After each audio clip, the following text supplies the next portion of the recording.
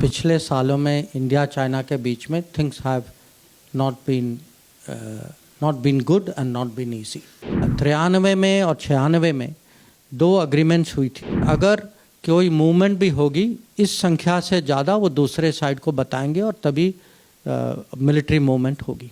2020 में इन्होंने चीनियों ने इसका उल्लंघन किया।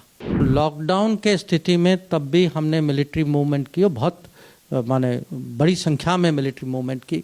पिछले सालों में इंडिया चाइना के बीच में things have not been good and not been easy. And इसका कारण, मुख्य कारण ये है कि हमारे बीच में कुछ अग्रीमेंट्स थी, सालों से थी, और ये लिखित माने ये कोई ऐसा कोई समझौता जो था माने कोई इनफॉर्मल नहीं था, बहुत स्पष्ट था।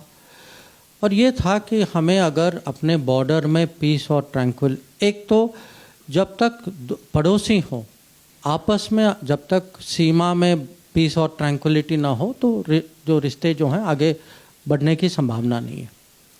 तो ये उनको भी पता था, हमें भी पता था, इसीलिए। और अगर आप देखें जब से हमारी रिश्ते जो हैं नॉर्मलाइज हुए हैं, 62 में युद्ध हुआ था, उसके बाद 14 साल लगे हमें एक एम्बेसडर वापस भेजने में। उसके बाद 26 साल लगे, 62 के बाद पहला प्रधानमंत्री गया, राजीव गांधी जी गए, चीन गए। और 93 में और 96 में 2 अग्रीमेंट्स हुई थी, उसके बाद भी हुई थी 2005, 6, 12, 13।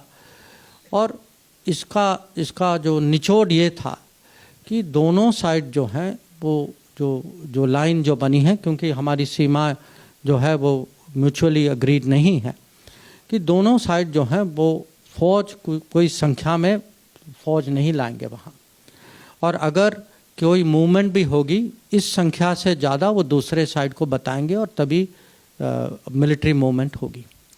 अब 2020 में इन्होंने चीनियों ने इसका उल्लंघन किया और अग्रीमेंट होने के बावजूद वो बड़ी संख्या में वो लाइन ऑफ एक्चुअल कंट्रोल पे वो अपनी मिलिट्री फोर्सेस लाए। और उसके बाद आप जानते हैं कि वो गलवान में वो घटना हुई और अभी भी हमारी भी फ़ौज वहाँ। और ये मोदी जी ने कोविड के समय में, जब आप जानते हैं पूरा लॉकडाउन चल रहा था उस समय देश में, तो लॉकडाउन के स्थिति में तब भी हमने मिलिट्री मूवमेंट की और बहुत माने बड़ी संख्या में मिलिट्री मूवमेंट की।